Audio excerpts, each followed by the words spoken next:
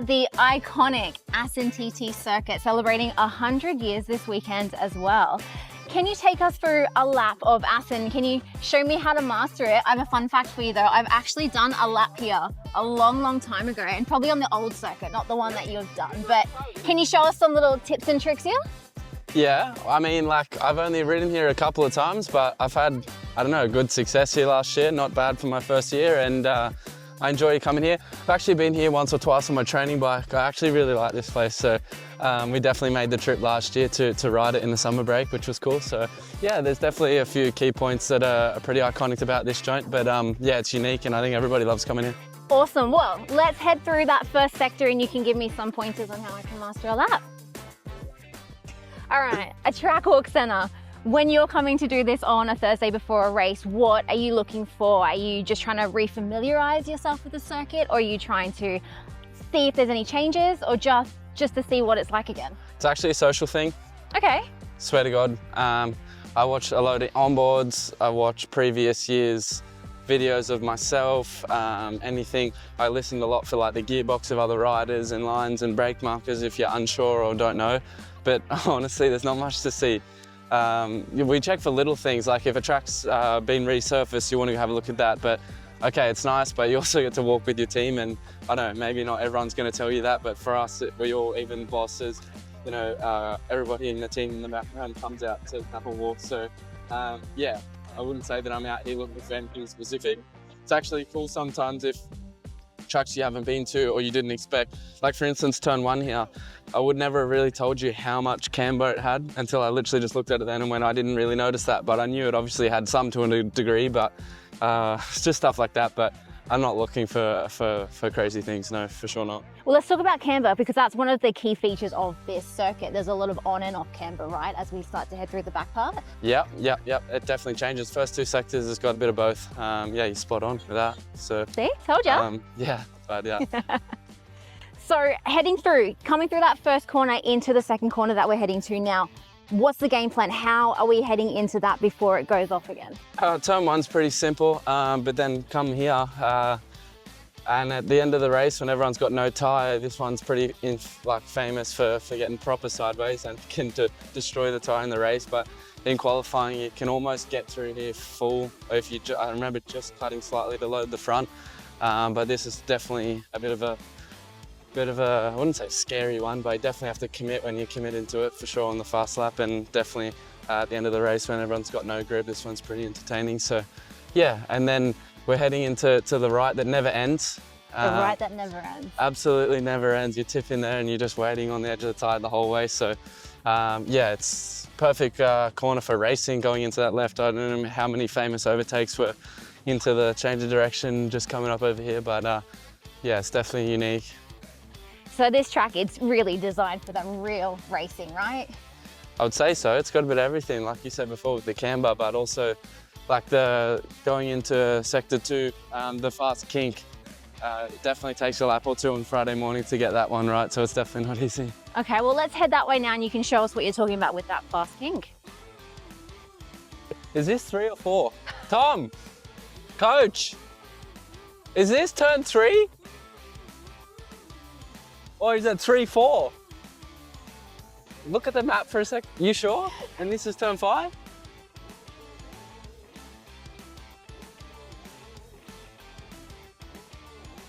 Ooh, 3-4. Yeah. Okay, so talk to us about this, because this is that never-ending corner you're saying, right? Yeah, it doesn't end. On track walk, it looks not that bad, but I just always remember being on the side, off the side of the bike for ages. And then this one is probably the most iconic overtaking place on the track. It's pretty easy to go up the inside here, but then you always sacrifice the run coming onto the straight. You know, every time. Overtaking. Exactly. Every time you go tight here, you ruin the acceleration. So it's easy to overtake. It's not easy to pull off consistently, I would say. Oh, okay, really? Yeah. So the line in here is super crucial then? Oh, the line's really crucial out of here. With everyone being on the same bike, everyone's got the same amount of acceleration. So as soon as you've got a severe disadvantage, you're gonna get past. So, yeah. And I can kind of start to see this is the camber, like the track that we were talking about, how each corner's kind of pulling you in. Yep. Like sucking you in before you get spat out the other side, right? Yep.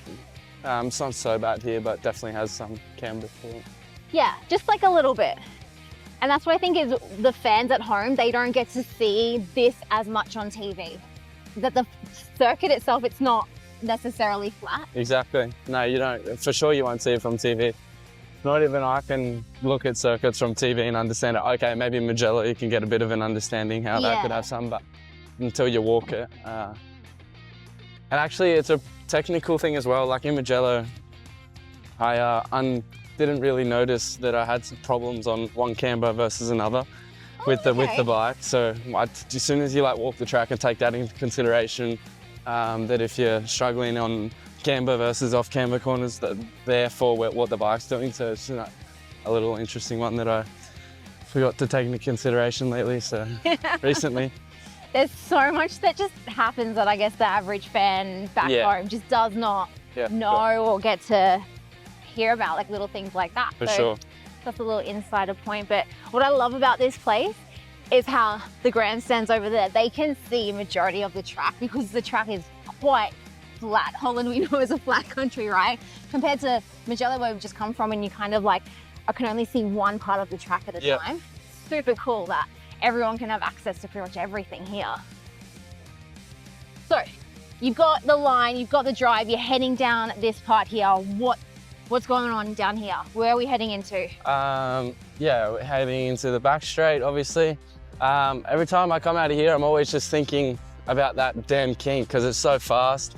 And if you don't turn in at the right moment, it doesn't turn, versus the same thing as if you turn in, like say early and then go in and use too much track. The change of direction we'll go there in a minute, the change of direction is so fast that you need to be really on the right line. So you're always just thinking out of here about that part coming up because it's pretty crucial. We just saw, I don't know if the camera captured it, but a guy that you race against, Aaron Canet, running past us. Do you run the circuits here as well when you're arriving for a race weekend? Yeah, normally run it on a Wednesday, and then after track walk I'll probably go. Yeah, that's something that I started doing this year for a bit of fun. But again, just to run, I'd probably run outside of the circuit if I could be bothered running onto the out of the car park, but it's just somewhere to run and get my run in for the day. But yeah, no, it's nothing special for it being on the track, it's just convenient. Just convenient. I mean, it's a good running track, why not? Yeah. How do you go then running where Mugello, where we've just come from with the hills? Well, you're an athlete though, so you're fine with that, right? I live in Andorra, so you either run up or down. So Mugello was a bit more like home, to be honest. So yeah, but running up sector 1, and then same, I didn't actually remember. So the downhill turn 6 just before the Arabiatas. Yeah. When I was running down there last week, I was like, holy shit, like it's steep. Like it was actually takes you by surprise. Same with like Le Mans. Yeah. Now, looking like we've got a little bit of a straight before we head into the next part of the circuit. I'm going to say sector 2, and I hope you guys can still hear us okay with this wind. That's what I wanted to ask you. It's pretty windy here today. How do you go dealing with that on the bike? Is that something that you feel, and do you have to adjust a lot with that?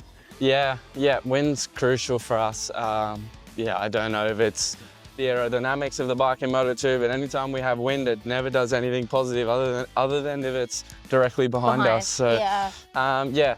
I remember here last year, the change of direction coming into sector 4 was really hard with the wind to change direction of the bike. So it's definitely a factor, and it's something that we always look at wind direction if it's windy.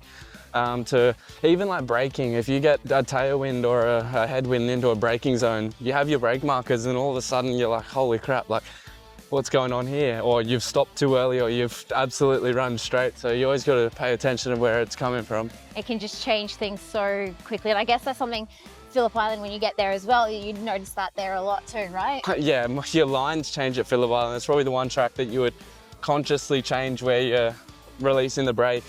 If the wind's coming from the ocean, you know, you can release the brake and go in there as fast as you want, you know it's going to stop. And then the same thing into Honda or Miller Corner now. Yeah.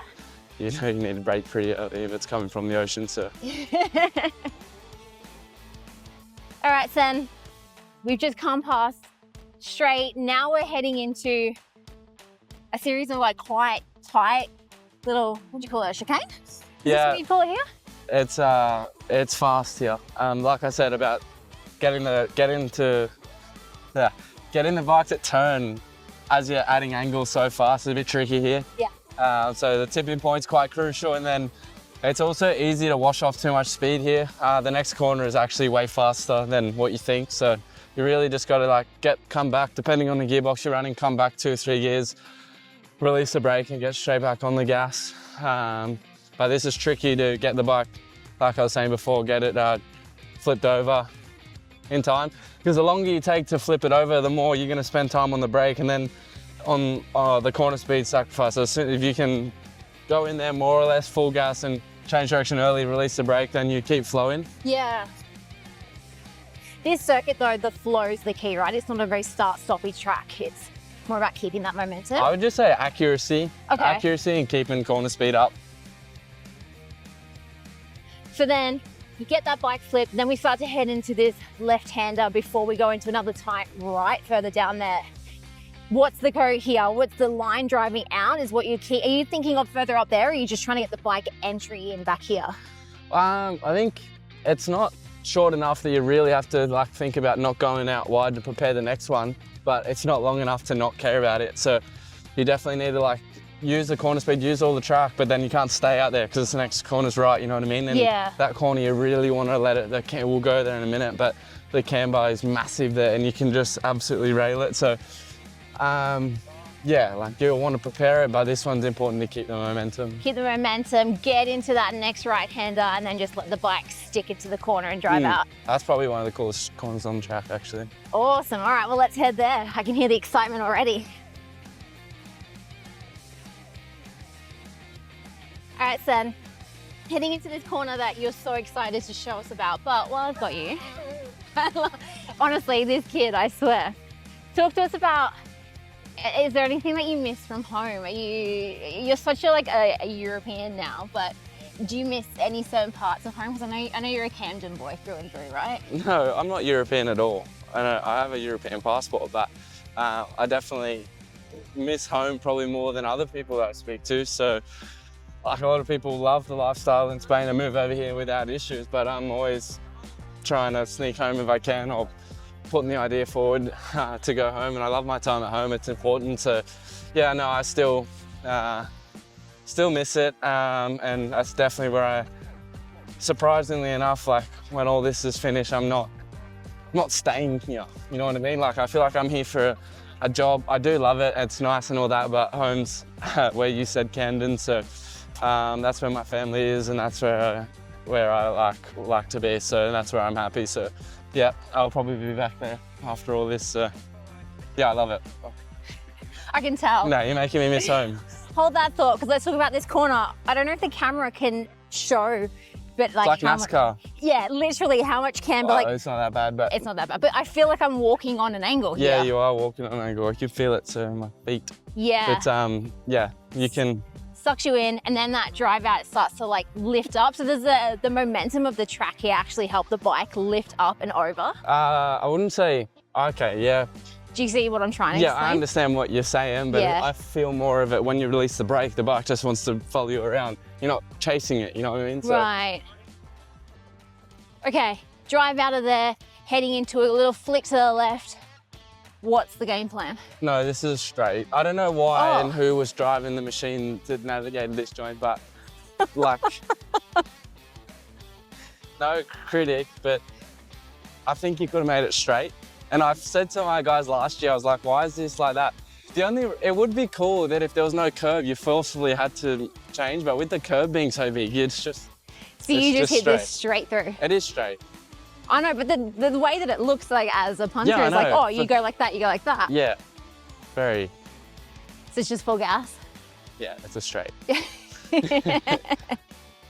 Oh, like this is where Brad, remember, got the 2 penalties for 2 races in a row? Oh, yeah. But now it's just a double curb and no green, so it's even more straight. Okay. All right, Sen. We have been talking about the corners leading up around here, kind of a really long right-hander by the looks.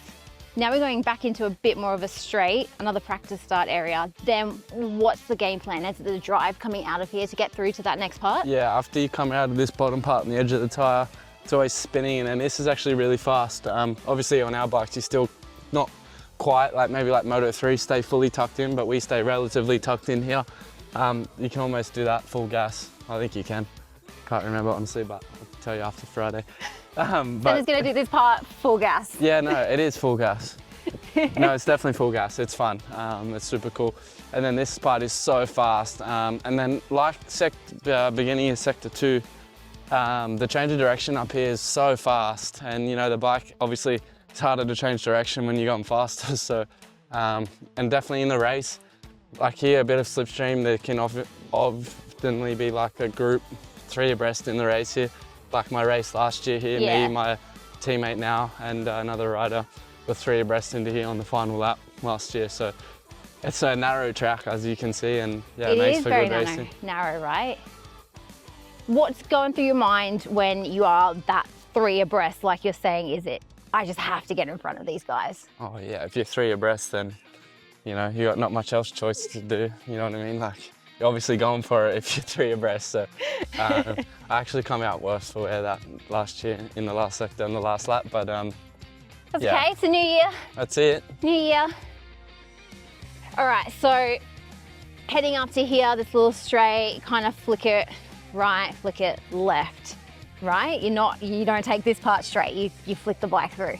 Of course you flick the bike through, but you use the curb on the inside to have more of a straight line at it. Try to make it as straight as you can, but it's definitely a proper change of direction. So when you say flicking the bike as well, can you explain to someone who's maybe never experienced that, they've never done a track day or something, what is that like? It's just counter steering, so you're just changing the steering angle of the bike. So obviously here we're going to be on the right side, and then you're counter steering left bar, handlebar like the anti. Yep. Obviously, I think most would know what counter steering is to flip the bike like that, and it's exactly what it is. May look more advanced on MotoGP, right? At the end of the day, we're pushing this way and we're turning that way, so it's the same input, let's say. Okay, cool. So we must be in sector 3 now, right? Yeah. Perfect. Well, sector 4, I think. Sector 4? I don't know where the cut is. No, it's here, sector 4. Okay. Yeah. Perfect. Let's head through this final sector, and then you can talk us through the key points and how you can master that lap. All right, so then we're heading into that final part, and for me, this is probably the iconic part, right? You think of that wild Marquez, Valentino overtake, all the drama that's happened here. But for you guys, you obviously have a lot of drama as well.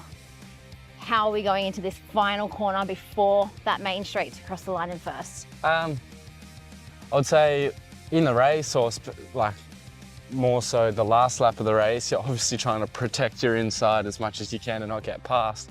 But say for like a fast lap, you're obviously trying to come out of here as quick as you can, using all the track pretty much. And then yeah, trying to set up the chicane because it's quite tight. So I would say you need to adjust on the situation, because definitely somebody is sure to be on your inside here come race day. So yeah, on the last lap, you know, the most iconic overtakes on the last lap have been for sure at this track. So yeah.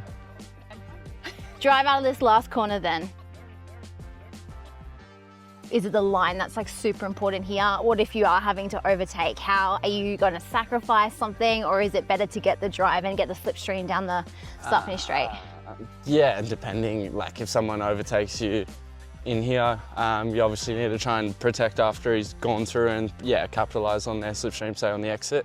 But just obviously, just in a normal case, you're just trying to not overshoot the first part of the chicane, because just like most chicanes, if you overshoot the second one, then the other one's delayed.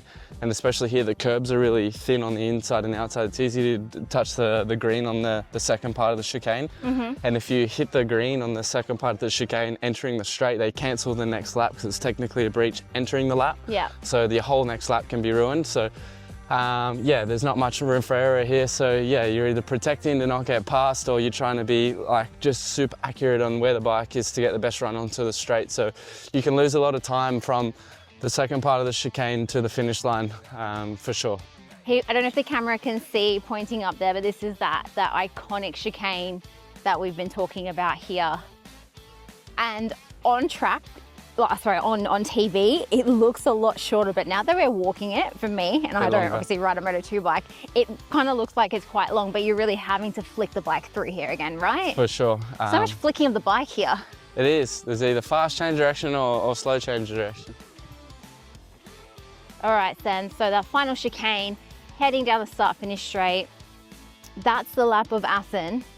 What is your game plan this weekend? How are you going into this weekend here? What are we, round 10 of the 2025 MotoGP World Championship?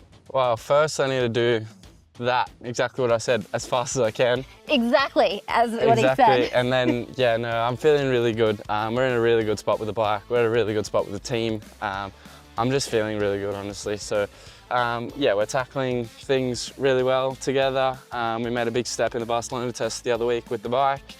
And yeah, I'm positive. I like this place. So compared to last year, I feel like I've entered a completely another chapter. I feel like another rider. So it's good. No, we're just growing up in a natural progression in the category. So I want to get back on the podium, you know, like it's kind of not familiar, but having a couple near on the trot and then first victory in Silverstone. And then, yeah, obviously we had 2 races there where, okay, Aragon was really good, but Mugello, I wasn't where I want to be, but nah, it's normal. So no, feeling good. Yeah, just need to hit the ground running on Friday, ride well, understand the tyres and do my best and have fun. So it's always important.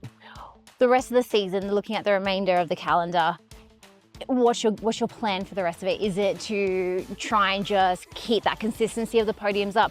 Are you trying to fight for that championship title? Where is your headspace at with that?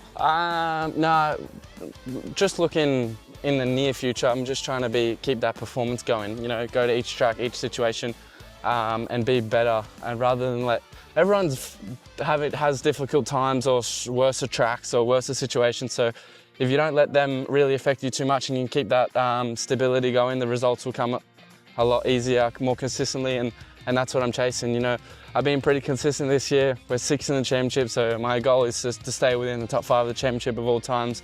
Yeah, and be in Parc Ferme as many times as I can on Sunday. So that's definitely the goal, and if I can't achieve that, then it's always just to be in that top 5-ish. And then the goal in the future is a MotoGP. Is that where you're wanting to head? Of course. Of course. MotoGP World Champion, right? Exactly, but first you need to get there. So yeah, definitely want to be in MotoGP sooner rather than later would be amazing. But that just comes down to results at the end of the day. So yeah, keep up the results, and I think obviously it can happen. So yeah, that's definitely my goal, but I'm not really thinking of it. But when you do start achieving your goals, you always start to look, okay, if I can keep this up, then what can be next? And that excites me. So it motivates me to do what I'm doing and get the results possible to one day make it a dream come true. Well, I do hope that your dream comes true, and I can't wait to see you out on track this week, and hopefully we'll see you on that top step of the podium once again here. But guys, you can watch all of Senna's practice sessions, his qualifying, and of course the race live and ad break free on Fox Sports and Kayo.